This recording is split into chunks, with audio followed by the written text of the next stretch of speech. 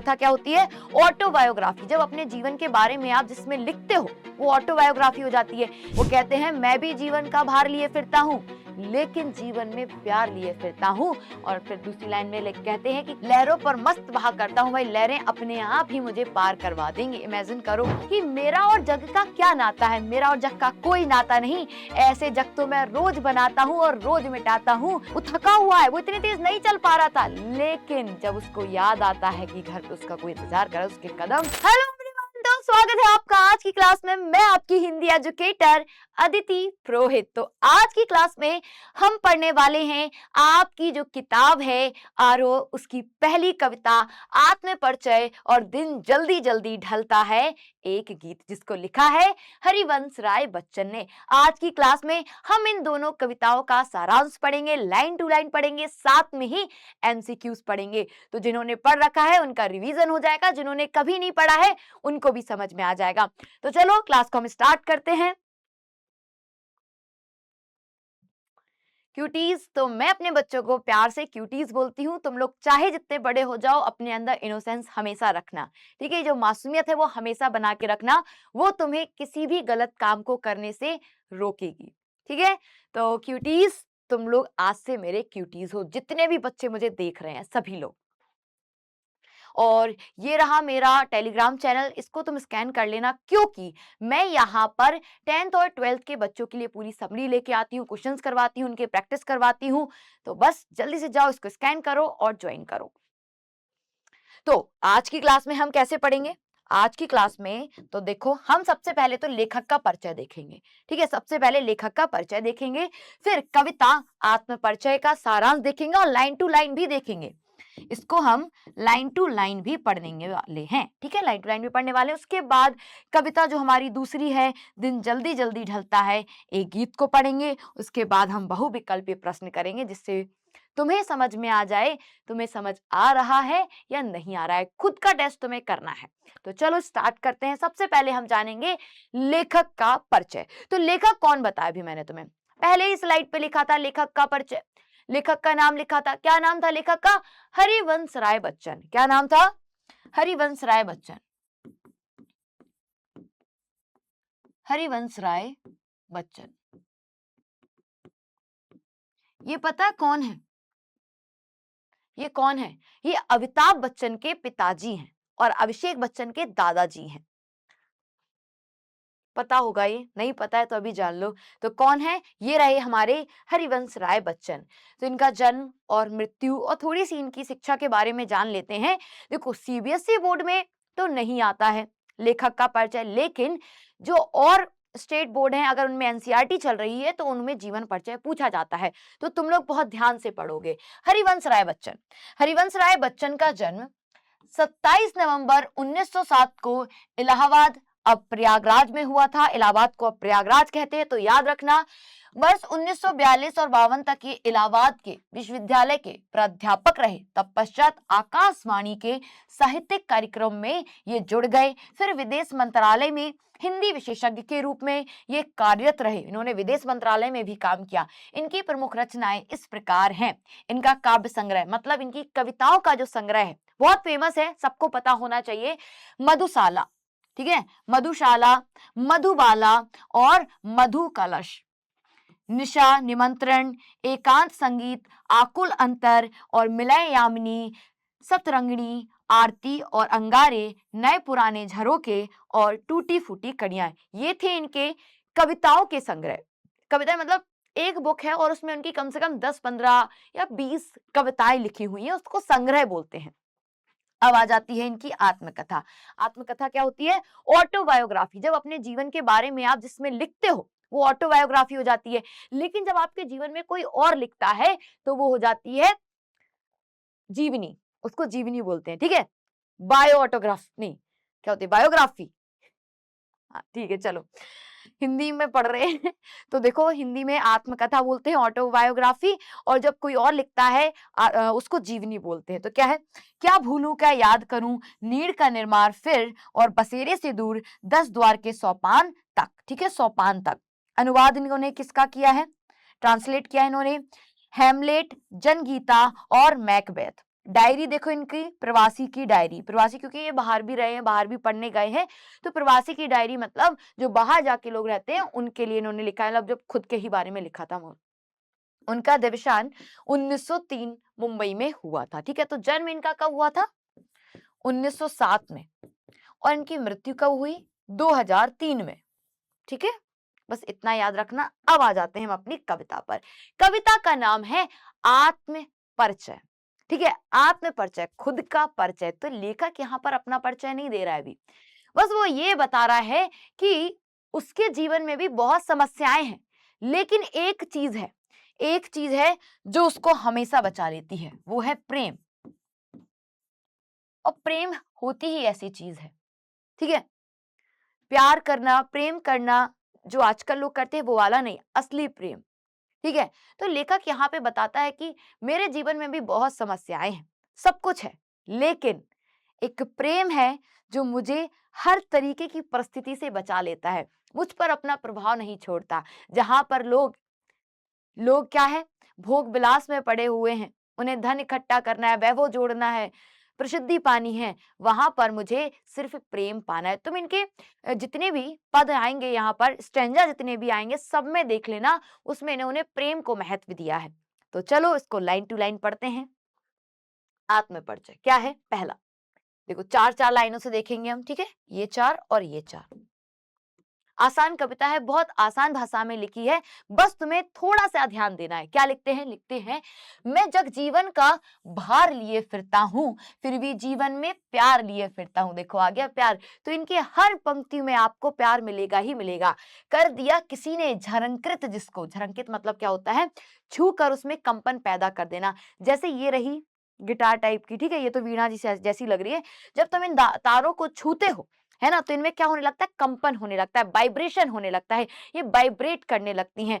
तो वो कहते हैं कि किसी ने इनको छूकर इनको किया झरंकृत जिनको छूकर मैं सांसों के दो तार लिए फिरता हूं। तो देखो इन दो लाइनों में, इन चार लाइनों में उन्होंने क्या बताया कि मैं जग जीवन के भार लिए फिरता हूं, मतलब मैं भी अपने जीवन में रिस्पॉन्सिबिलिटी है मेरे पास। ऐसा नहीं है कि बस मैं बैठा रहता हूं और कविताएं लिखता रहता हूं, नहीं, मेरे जग जीवन में भी क्या है? रिस्पॉन्सिबिलिटीज है, जिम्मेदारियां हैं। फिर भी मैं जीवन में प्यार लिए फिरता हूं, मैं प्यार को नहीं छोड़ता, प्यार को अपने साथ रखता हूं, प्रेम को। कर दिया किसी ने झरंके जिनको छूकर, कर दिया किसी ने कौन? इनकी प्रेमिका हो सकती है, इनकी पत्नी हो सकती है, वैसे इनकी पत्नी ही है, ठीक है। तो उनसे बहुत प्यार करते थे, कहते हैं कर दिया किसी ने झरंकृत, मतलब उनमें कंपन पैदा कर दिया उनको छूकर। फिर लिखते हैं कि मैं सांसों के दो तार लिए फिरता हूं। एक सांसों के दो तारों की बात ऐसे भी बोल सकते हो, जैसे आप सांस एक लेते हो, एक सांस निकालते हो, तो आपके दो तार हो गए। तो कहते हैं कि मैं सांसों के दो तार लिए फिरता हूं, वो भी प्यार के। वो भी किसके? वो भी प्यार के। तो इन चार लाइनों में ये था। अब दो लाइनों में देखो, इन चार लाइनों में देखो क्या है? मैं स्नेह सुरा, मैं प्रेम रूपी अमृत को लेकर घूमता हूं, ठीक है। प्रेम रूपी मदरा लिख सकते हो, प्रेम रूपी, मैं प्रेम रूपी मदरा का पान किया करता हूं, मैं कभी न जग का ध्यान किया करता हूं। मैं जग पूछ रहा है उनको जिनको जग की गाते, मैं अपने मन का गान किया करता हूं। क्या लिखते हैं यहाँ पर? लिखते हैं कभी न जग का, मैं प्रेम रूपी मदरा का पान करता हूं। लोग तो असली शराब पीते हैं, मैं तो प्रेम रूपी मदरा का पान करता हूं। प्रेम अपने आप में एक नशा है ना, प्रेम का अपना ही एक नशा है। तो लिखते हैं कि मैं प्रेम रूपी मदरा का पान करता हूं, मतलब उसको पीता हूं। मैं जग कभी ना जग का ध्यान क्या करता हूं। मैं कभी भी जग का ध्यान नहीं करता कि चार लोग मेरे बारे में क्या कह रहे हैं, मैं कभी भी इस चीज को ध्यान ही नहीं देता। आगे लिखते हैं जग पूछ रहा है उनको, जग उनको पूछ रहा है जो जग की गाते, मतलब तुम उनकी तारीफ कर रहे हो, तुम उनके बारे में बोल रहे हो, तो जग भी तुम्हें आके पूछेगा, है ना। फिर कहते हैं अपने मन का गान किया करता हूं, मैं तो सिर्फ अपने मन का गान क्या करता हूं, मुझे जो मन करता है मैं वो करता हूं। और उन्हें क्या करना पसंद है? उन्हें प्रेम करना पसंद है। तो इन आठों लाइनों में तुमने क्या देखा कि वो प्रेम को कितना महत्व देते हैं। आजकल के लोग क्या कहते हैं कि भाई मैं बहुत बिजी था, मैं नहीं तुम्हें टेक्स्ट कर पाया, नहीं मैसेज कर पाया। तुम यहाँ देखो, वो कहते हैं मैं भी जीवन का भार लिए फिरता हूँ, लेकिन जीवन में प्यार लिए फिरता हूँ। और फिर दूसरी लाइन में कहते हैं कि कर दिया किसी ने झरंकित जिनको। यहाँ पर वो कहते हैं, अब इनकी प्रेम का ही लिख दो, प्रेमिका ही पत्नी है, ठीक है। कहते हैं कि जिसको छूकर मेरे हृदय के तारों को, जिसको जिसने छूकर उनको झरंकित कर दिया, जो अभी तक क्या थी, जो शांत थी, रुकी हुई थी, अब उसने उनको छूकर उनमें कंपन पैदा कर दिया है। उनकी हार्ट बीट अब तेज हो गई है। मैं सांसों के दो तार लिए फिरता हूँ, मैं अपने जीवन में सांसों के दो तार लिए फिरता हूँ। वो तार किसके हैं? वो प्रेम के हैं। कहते हैं मैं प्रेम रूपी मदरा का पान करता हूँ, मैं प्रेम रूपी मदरा को पीता हूँ, और कभी जग का ध्यान नहीं करता कि चार लोग मेरे बारे में क्या कह रहे हैं। जग पूछ रहा है उनको, जग उनको पूछता है, जो लोग जग की गाते हैं, जो जग की क्या करते हैं, जो लोगों की प्रशंसा करते हैं, लोग उन्हीं को आके पूछते हैं। लेकिन कभी यहाँ पर लिखता है मैं तो अपने मन का गान किया करता हूं, मैं तो अपनी मन की करता हूं जो मुझे मन करता है। आगे चलो, दूसरे काव्यांश में आते हैं। अब फिर इसकी हम 4 लाइनें लेंगे और इसकी भी 4 लाइनें लेंगे। क्या लिखते हैं? मैं निज उर के उद्गार लिए फिरता हूं। उद्गार होते हैं बेटा आपके भाव। उद्गार क्या होते हैं? उद्गार होते हैं आपके भाव। और उर, उर बहुत बार आएगा। उर मतलब होता है आपका हृदय या दिल, दिल। और निज, निज मतलब होता है अपने, अपना। तो क्या लिखते हैं? मैं निज उर के उद्गार लिए फिरता हूं, मैं अपने हृदय के भावों को लिए फिरता हूं। यहां पे तुम्हें एक चीज पता चल रही होगी, यहां पर वो अपने भावों की बात कर रहे हैं, मन के भावों की बात कर रहे हैं, मन के भावों की बात कर रहे हैं,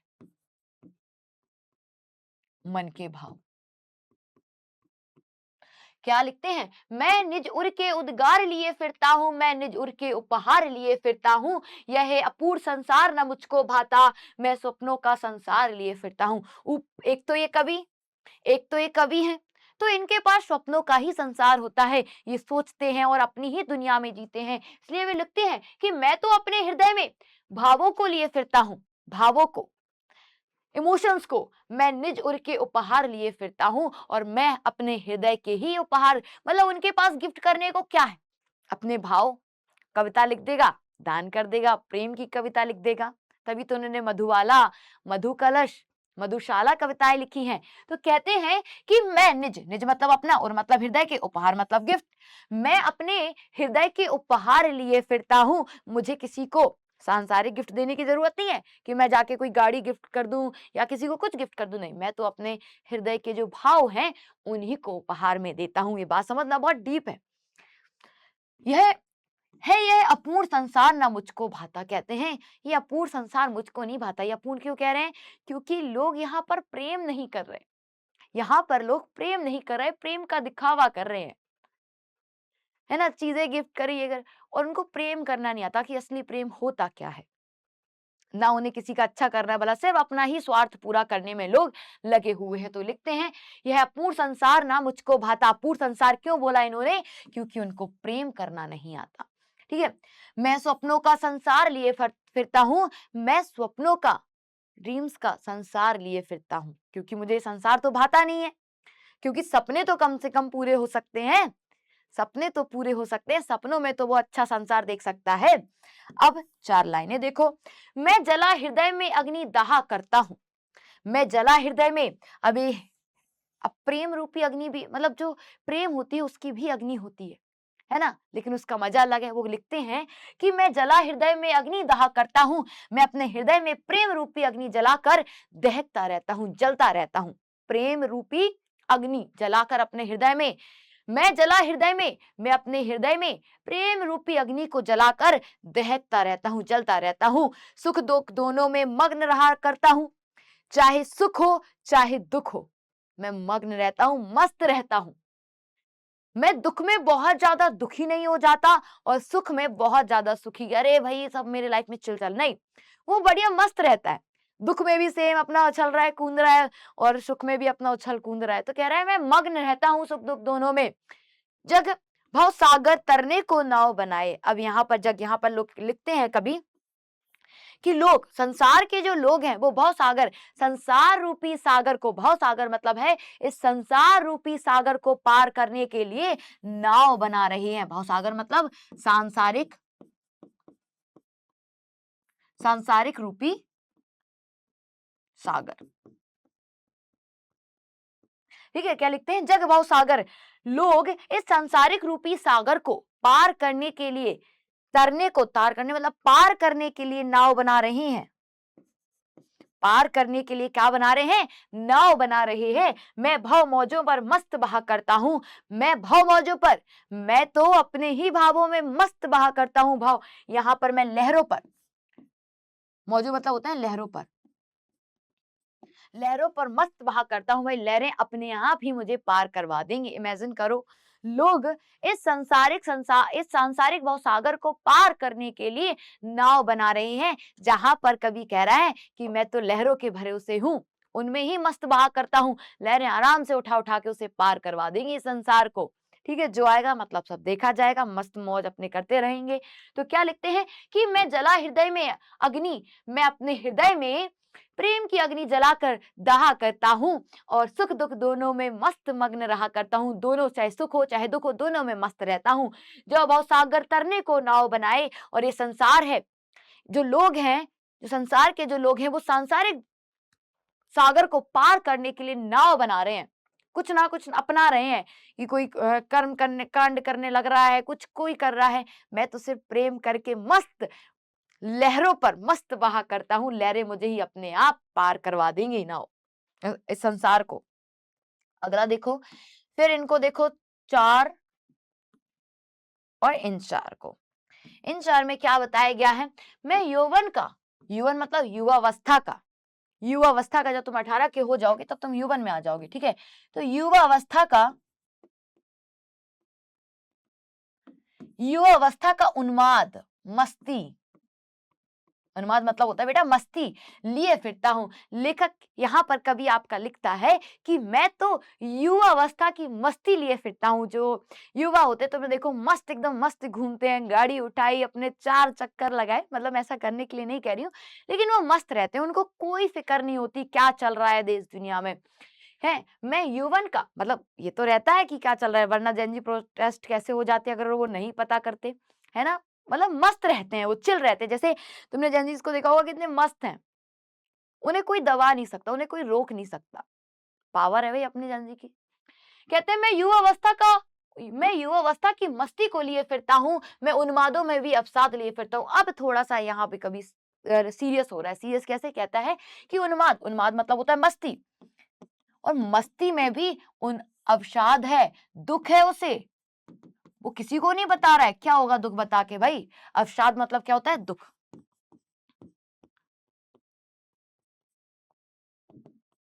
अवसाद मतलब क्या होता है, दुख। कहता है कि मस्ती में भी मैं दुख लिए फिरता हूँ, मैं जो मुझको बाहर हंसा रुलाती है भीतर। क्या लिखते हैं कि जो मुझको बाहर हंसाती है और अंदर ही अंदर मुझे रुलाती है। और लिखते हैं मैं हाय किसी की याद लिए फिरता हूँ। कहता है कि मैं हाय किसी की याद लिए फिरता हूँ। याद किसकी होगी, उसकी प्रेमिका की या उसकी पत्नी की। तो क्या लिखते हैं कि देखो मैं युवावस्था की मस्ती लिए फिरता हूँ, इसका मतलब ये नहीं है कि मुझे कोई चीज वैसी फील नहीं होती। कहते हैं कि मैं मस्ती में भी दुख लिए फिरता हूँ। ये सब आज जैसे तुम मुझे देख रहे हो, है ना, एकदम मैम हमेशा तो हंसती खिलखिलाती रहती, तो ऐसा नहीं है कि मेरे जीवन में दुख नहीं है, लेकिन मैं भी मस्त रहना चाहती हूँ कभी की तरह। तो लिखता है कि मैं युवा अवस्था में मस्ती लिए फिरता हूँ और मस्ती में भी मैं दुख लिए फिरता हूँ, जो मुझे बाहर तो हंसाती है लेकिन अंदर ही अंदर मुझे रुलाती भी है। हाय मैं किसी की याद लिए फिरता हूँ। अब अगली लाइन में देखो, कर यत्न मिटे सब सत्य किसी ने ना जाना, नादान है वही हाय जहां पर है दाना। दाना है मतलब लोभ। आजकल लोग लालच, इसके पीछे भाग रहे हैं। लोभ, पैसा, मुझे मतलब पैसा जरूरी है, लेकिन पैसे को पाने के चक्कर में तुम अपनों को भी छोड़ दो, ये भी तो सही नहीं है। फिर मूड, मूड मतलब मूर्ख, मूड मतलब क्या है, मूर्ख। मूर्ख ना क्या जग जो इस पर भी सीखे, मैं सीख रहा हूँ सीखा ज्ञान भुलाना। अब यहाँ पर देखो जो ना कहते हैं कि जो ज़्यादा ही पढ़ लिख जाते हैं लोग, वो ज़्यादा ही प्रैक्टिकल हो जाते हैं, मुझे भी ऐसा लगता है। तो लेखक यहाँ पर लास्ट लाइन में मुझे तो अपने उससे फ़ील की मैंने, लिखता है कि मैं सीख रहा हूँ सीखा ज्ञान भुलाना। मैंने जो ज़्यादा ज्ञान सीख लिया है उसको मैं भुलाना सीख रहा हूँ। ऊपर लाइन से आते हैं, क्या लिखते हैं?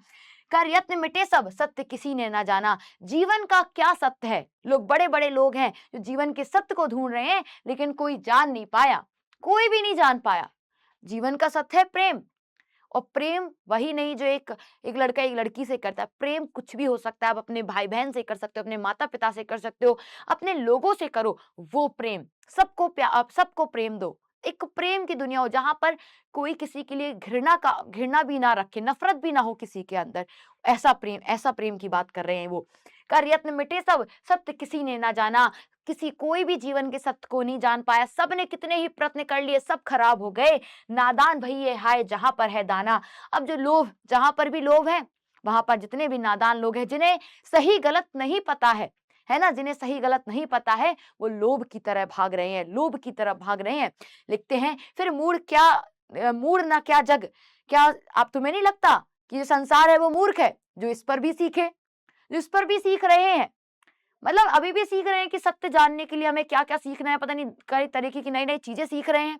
कहते हैं, मैं एक हूँ जो सीख रहा है, सीखा ज्ञान भुलाना। मैं इंसान वो हूँ जो जिसको लगता है कि मैंने बहुत कुछ सीख लिया है, मुझे इतना नहीं सीखने की आवश्यकता थी। और संसार के लोग क्या सीख रहे हैं कि हम सत्य को कैसे जानें, उस सत्य को जानने के लिए वो नया ज्ञान प्राप्त कर रहे हैं। और वहीं ले कभी है वो उल्टा काम कर रहा है, कह रहा है कि मुझे जितना आता है मुझे उसको भुलाना है, तब मैं जीवन के सत्य को जान पाऊँगा। समझ गए हो? एक बार फिर से देख लो, कर मिटे सबने सारे प्रयत्न कर लिए लेकिन कोई जीवन का सत्य नहीं जान पा रहा। और नादान वही है हाय जहाँ पर है दाना। जो जहाँ पर भी लोभ है, नादान लोग वहीं खिंचे चले जा रहे हैं, उनको क्योंकि समझ ही नहीं है, सही गलत पता ही नहीं है उन्हें। और लिखते हैं और कह रहे हैं, अब बताओ क्या फिर संसार ये मूर्ख नहीं है? मूढ़ जग, जग मतलब संसार, फिर मूढ़ ना क्या जग, कहते हैं क्या ये संसार मूर्ख नहीं है जो सीख रहा है इस पे भी कि हम सत्य को कैसे जाने। और कह रहे हैं एक मैं हूं जो भूल रहा है सीखा ज्ञान भुलाना। अगला चलो, अब इन 4 लाइनों में देखो क्या बोलता है कवि। मैं और जग और कहाँ का नाता, यहाँ पर लिखता है मैं और जग और कहाँ का नाता। यहाँ पर तो देखो लिखते हैं लेखक कवि हमारे कि मैं और जग और मैं में कोई क्या नाता है, कोई नाता नहीं है, कोई भी नाता नहीं है। मैं और जग, ठीक है? मैं और जग और कहाँ का नाता? हम दोनों के बीच कहाँ का नाता है? कोई नाता नहीं है हमारे बीच। मैं खुद के लिए बोल रहा है, जग संसार के लिए। मैं बना-बना कितने जग रोज मिटाता हूँ। कवि है वो, रोज अपने कल्पनाओं में कागज पर जाने कितने ही अपने मनपसंद संसार बना देता है और रोज उनको फाड़ के डस्टबिन में फेंक देता है। कहता है, मैं बना-बना कितने जग रोज मिटाता हूँ, अपने कल्पनाओं में रोज मैं नए-नए जग बनाता हूँ और रोज उनको मिटा देता हूँ। जग जिस पृथ्वी पर जोड़ा करता है वैभव, वैभव मतलब पैसा, है ना? पैसा कहते हैं जग संसार जिस धरती पर जोड़ता रहता है पैसा, वहां पर मैं प्रत्येक पग पर उस पृथ्वी को ठुकराता हूं। मैं प्रत्येक पग पर अपने हर कदम पर ऐसी पृथ्वी को ठुकरा देता हूं। कितनी अच्छी बात बोली है। पहले कहते हैं कि मेरा और जग का क्या नाता है, मेरा और जग का कोई नाता नहीं, ऐसे जग तो मैं रोज बनाता हूं और रोज मिटाता हूं। कहता है संसार जिस पृथ्वी पर पैसा जोड़ता है, वैभव जोड़ता है, यश, समृद्धि, प्रसिद्धि सब कुछ जोड़ता है, उस पृथ्वी को मैं प्रत्येक पग ठुकरा देता हूँ। मुझे नहीं चाहिए ऐसी पृथ्वी।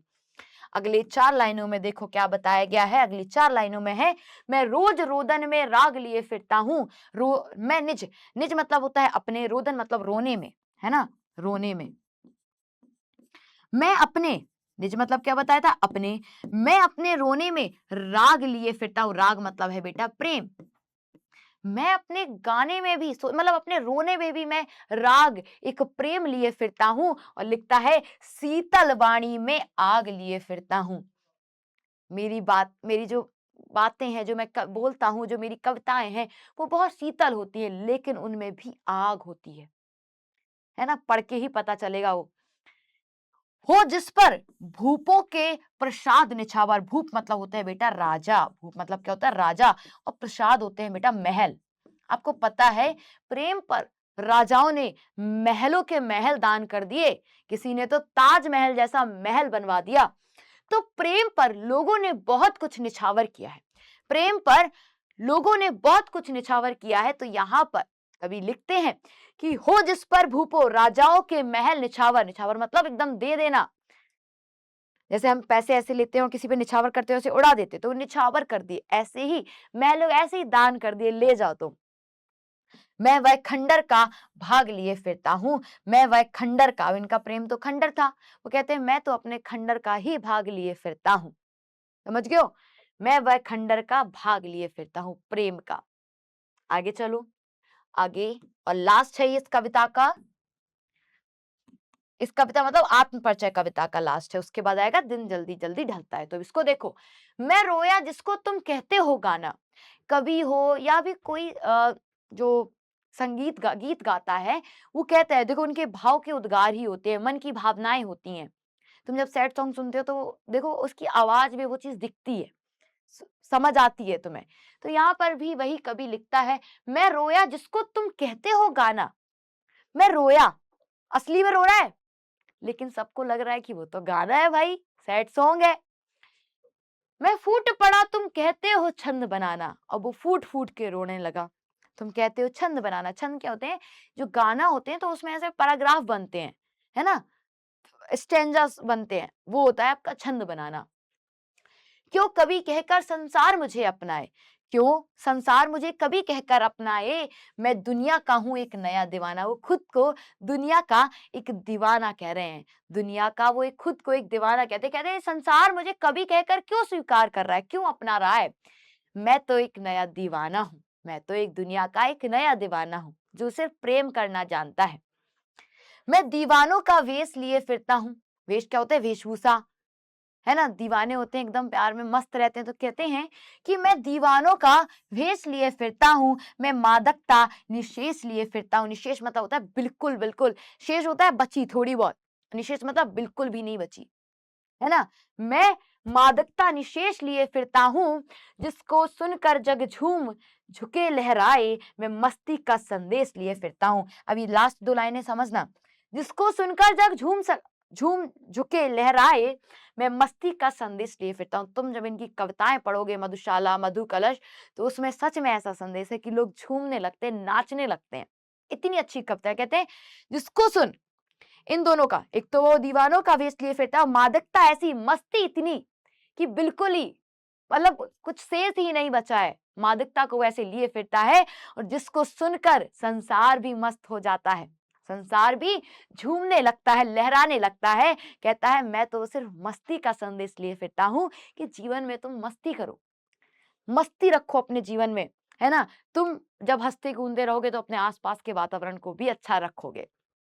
तुम्हारे ऊपर, देखो कविताएं पढ़ना है, तुम्हें पेपर में लिखना है, हो गया इससे, लेकिन किसी हर कविता कोई भी हो, चाहे वो प्रेरणादायक हो, मोटिवेशनल हो, चाहे वो एक शिक्षा मतलब चाहे वो एक प्रेम कविता हो, आप कुछ भी अपने मतलब का उससे निकाल सकते हो। आप इस कविता से क्या सीखते हो, आप मुझे ये बताओगे कमेंट में। आगे चलो, दिन जल्दी जल्दी ढलता है, एक गीत, ये बहुत बढ़िया, बहुत प्यारी सी कविता है। इसमें क्या है कि दिन जल्दी जल्दी ढलता है, जैसे आप स्कूल से घर जाते हो तो आपको कितने जल्दी लगता है, जल्दी 3 बजे और मैं घर जाऊं, फिर खाना वाना खाऊं, मम्मी बस घर पे जाके मम्मी से, मतलब दिन आपको इंतजार रहता है कि मम्मी आपका घर पे इंतजार कर रही, घर पे जाती मम्मी, मतलब सबके अपने अपने लोग होंगे। अभी आप बच्चे हो इसलिए मैं आपको उस चीज से रिलेट करवा रही हूँ। तो यहाँ पर दिन जल्दी जल्दी ढलता है, लेखक मतलब तीन लोगों के बारे में आपको वो एग्जाम्पल देगा। पहले वो यात्री का एग्जाम्पल देगा कि यात्री को घर जाना है, वो उसको दिखता है कि रात हो रही है तो उसके कदम जल्दी जल्दी चलने लगते हैं क्योंकि घर पे कोई उसका इंतजार कर रहा है। उसके बाद पक्षी, है ना, पक्षी के जो बच्चे हैं वो घोंसले से झांकने लगते हैं, तो पक्षी के भी जो पर हैं वो भी बहुत जल्दी जल्दी चलने लगते हैं।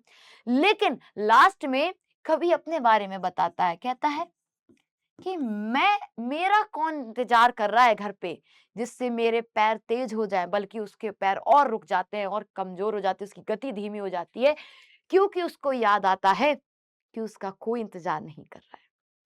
तो यही कविता है, दिन जल्दी जल्दी ढलता है, एक गीत। चलो क्या है?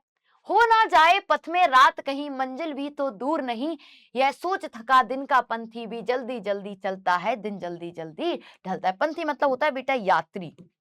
पंथी मतलब क्या होता है? यात्री। आप इसको ऐसे भी देख सकते हो, एक जब सूर्य पूरब से निकलता है, शाम को उसको जल्दी छिप जाना होता है, तो वो जल्दी जल्दी कि भाई हमें घर जाना है, ठीक है, पूरब में निकला और पश्चिम में उसका घर है, तो वो जल्दी जल्दी चल रहा है। तो आप ऐसे भी इसको समझ सकते हो ना जाए पथ में रात कहीं, यहाँ पर एक यात्री है, पंथी, पंथी को यात्री बोलते हैं, तो वो सोच रहा है कि रात ना हो जाए कहीं रास्ते में, पथ मतलब होता है रास्ते में, रात ना हो जाए, मंजिल भी तो दूर नहीं, अभी मंजिल मंजिल जहां उसका घर है, घर कभी दूर भी तो नहीं है। यह सोच थका दिया का पंथी भी जल्दी, यह सोच थका दिन का पंथी भी जल्दी जल्दी चलता है। यह सोच मतलब यह जब वो सोच लेता है कि मंजिल भी तो है दूर, नहीं कह रहा है अभी मंजिल भी तो दूर नहीं है, तो वो थका हुआ है, वो इतनी तेज नहीं चल पा रहा था, लेकिन जब उसको याद आता है कि घर पे उसका कोई इंतजार कर रहा है, उसके कदम बहुत जल्दी जल्दी चलने लगते हैं। देखो, यह सोच थका दिन का पंथी भी जल्दी जल्दी चलता है और दिन जल्दी जल्दी ढलता है। अगले में क्या बताया गया है? बच्चे प्रत्याशा में होंगे, प्रत्याशा मतलब वेट कर रहे होंगे, इंतजार कर रहे होंगे, नीड़ों से झांक रहे होंगे, घोंसलों से झांक रहे होंगे, घोंसलों से झांक रहे होंगे, या ध्यान परों में, परों मतलब पंखों में, पंखों में चिड़िया के भरता कितनी चंचलता है, चंचलता मतलब होते है फुर्ती, यहाँ पर तुम फुर्ती से ही रिलेट करना, ठीक है, भरता होगा कितनी फुर्ती और दिन जल्दी जल्दी ढलता है। कहते हैं बच्चे, ये पक्षी सोच रहा है, एक पक्षी सोच रहा है कि उसके बच्चे घोंसले से झांक रहे होंगे कि मम्मी मेरे लिए खाना लेके आ रही होंगी, मतलब उसकी पक्षी जो माता है वो खाना लेके आ रही होंगी। बच्चे प्रत्याशा में होंगे, इंतजार में होंगे, नीड़ों से झांक रहे होंगे, घोंसले से झांक कर देख रहे होंगे। यह ध्यान परों में चिड़िया के भरता कितनी चंचलता है। यही ध्यान जब चिड़िया सोचती है, जब यही बात चिड़िया सोचती है, तो उसके पंखों में चंचलता आ जाती है, फुर्ती आ जाती है और वो भाग जल्दी जल्दी उड़ने लगती है और अपने बच्चों के पास पहुंच जाती है। दिन जल्दी जल्दी ढलता है। अब आया कवि। अब कवि के लिए तो मैं थोड़ा सा परेशान हो गए तुम लोग, ठीक है। कवि, मुझसे मिलने को कौन विकल है, विकल मतलब बेचैन है। यात्री ने अपने घर पे सोच लिया कि उसका कोई इंतजार कर रहा है। अब यहाँ पर कवि कह रहा है मेरे लिए कौन बेचैन है, मेरे लिए कौन परेशान है। जैसे अभी तुम्हारे, जैसे मैं घर जाऊंगी तो मेरे लिए भी मेरी बहनें है ना परेशान होती हैं कि जल्दी आ जाना, ज्यादा लेट मत करना, ऐसे। तो कह रहा है मुझसे मिलने को कौन विकल, मुझसे मिलने के लिए कौन है जो बेचैन है। मैं हूं किसके हित चंचल, कह रहे हैं हित में किसके लिए, किसके लिए मैं चंचल हूं, मेरे अंदर क्या है, किसके लिए फुर्ती आए। यह प्रश्न शिथिल करता है पद को, शिथिल मतलब कमजोर कर देता है,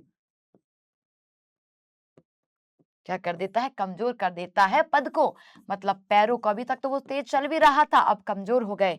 भरता उर में ये बिहलता है, दुख भर देता है उसको, दिल भारी कर देता है। दिन जल्दी जल्दी ढलता है, तो क्या है, मुझसे मुझसे मिलने को कौन विकल है। यहाँ पर आपका जो कवि है वो लिख रहा है कि मुझसे मिलने के लिए कौन बेचैन है, मैं किसके लिए चंचल, मेरे अंदर किसके लिए चंचलता है, मैं किसके लिए अपने पैरों को तेज चलाऊं। और जब वो यही सोचता है तो उसके पैर कमजोर हो जाते, उसकी गति धीमी हो जाती है, जो उसके हृदय में, और मतलब क्या बताया था, हृदय में विहलता, दुख को पैदा कर देता है, उसका हृदय भारी हो जाता है। कहता है दिन जल्दी जल्दी ढलता है। और दोनों कविताएं यहीं पर खत्म होती हैं। आई होप तुम लोगों को ये समझ आ गया होगा, ठीक है। अगर तुम्हें इसकी व्याख्या चाहिए तो तुम टेलीग्राम चैनल को ज्वाइन कर लेना, वहां पे तुम्हें व्याख्या मिल जाएगी। अब चेक कर लेते हैं तुम लोगों ने इसको कितने मन से पढ़ा है, पढ़ा भी है या नहीं पढ़ा है। सबसे पहला तो प्रश्न यही है कि इसके राइटर कौन है, इसके लेखक कौन है, सब के सब मुझे कमेंट करके बताएंगे। लेखक नहीं, कवि, ठीक है। लेखक हो जाता है जो गद्य को लिखता है, तो यहाँ पर तो तुम उनकी कविता पढ़ रहे हो, तो यहाँ पर तुम कवि बोलोगे। इसके कवि कौन है तुम्हें बताना है। तो पहला है, निज उर के उद्गार से कवि का क्या तात्पर्य है। निज उर के उद्गार, अपने हृदय की क्या वाणी, अभिव्यक्ति। चलो क्या होगा इसका आंसर, अपने हृदय की वाणी की अभिव्यक्ति, है ना? ये नहीं होगा अपने हृदय से भिन्न मनोभाव, बिल्कुल नहीं। अपने हृदय की निकाल दी गई स्मृतियाँ नहीं, अपने हृदय के केवल दुःख, नहीं, नहीं। अपने वाणी की अभिव्यक्ति, अपने हृदय की वाणी की अभिव्यक्ति। अगला प्रश्न है, कवि को संसार प्रिय क्यों नहीं लगता है? संसार के बदलाव के कारण, संसार की अपूर्णता के कारण, है ना? यही था कि संसार तो अपूर्ण है, जिसको नहीं भाता बिल्कुल भी। आगे चलो, कवि के मन में किस चीज की आशंका है? घर पहुंच पाने की, घर ना पहुंच पाने की, घर पहुंचने से पहले ही रात हो जाने की, यात्रा बिना रुकावट पूरे हो जाने की। कवि के मन में किस चीज की आशंका है? घर पहुंच पाने की, घर ना पहुंच पाने की, घर पहुंचने से पहले ही रात हो जाने की। तो आप इसमें क्या करोगे? सेकंड, है ना? जो कविता आती है ना, दिन जल्दी जल्दी ढलता है, तो उसमें कवि के ही तो आशंका है कि रात हो जाएगी, इस वजह से इसका थर्ड आंसर होगा। रुको, कवि के मन में, मुझे लगता है इसका आंसर सेकंड होगा बेटा, घर ना पहुंच पाने की। नहीं नहीं, घर पहुंच पाने की, थर्ड, थर्ड ही है। आगे चलो, क्योंकि ये पूरी कविता की बात हो रही है, दिन जल्दी जल्दी ढलता की पूरी कविता की। ऑप्शन अगर कुछ और होते तब हम टिक कर सकते थे, लेकिन अभी यहाँ पर थर्ड ही बेस्ट है। कवि किस आशा से प्रेरित हो उठता है? मंजिल पास आने वाली है, कोई इसकी प्रतीक्षा नहीं कर रहा है। प्रेरित होता है, मंजिल तक पहुंचने में अभी बहुत समय है, मंजिल तक पहुंच कर वह कुछ भी प्राप्त नहीं पर कर पाएगा। प्रेरित हो जाता है, किस आशा से प्रेरित हो उठता है? मंजिल पास ही आने वाली है। हाँ, आगे चलते हैं। कवि के पैरों की गति को कौन सा भाव शिथिल कर देता है? कवि से मिलने को किसी का व्याकुल ना होना। अभी देखो, ये वाले जो प्रश्न हैं, जो दिन जल्दी जल्दी ढलता के तीनों स्टेंजा से लिए गए। ये पहला स्टेंजा है, ठीक है, ये दूसरा स्टेंजा नहीं, ये भी पहला ही स्टेंजा है, और ये आपका थर्ड वाला स्टेंजा है। तो बस यहीं पर आपकी ये कविता खत्म हो जाती है। आपको अब करना क्या है? आपको होमवर्क में ये खुद के लिए करना, मुझे दिखाने के लिए नहीं। इन दोनों दोनों कविताओं